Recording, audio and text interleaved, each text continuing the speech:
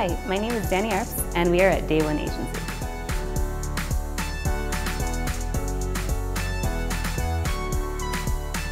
Start with colors that you like and something that works with your overall home, especially if your home office is in a space where you're going to see it from like your living or dining area.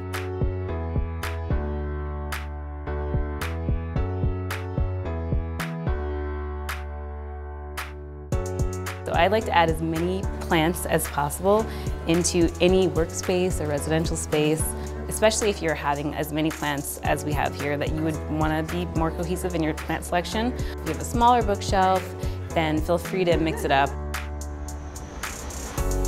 So another tip that I like to use when I'm styling a bookshelf is actually pushing items forward, pushing the books more forward on the bookshelf. It helps to make the shelf look more full and intentional. We have these fantastic standing desks, and it's a good item to have. I also like these automatic desks because instead of having a standing or a sitting desk, you have the option for both. You have a home office. The more surfaces you cover with fabric, the more acoustically sound the space becomes. Instead of having just your typical fabric wrapped panels, which a lot of people do, we made it artwork, so it adds to the aesthetic but also is very functional.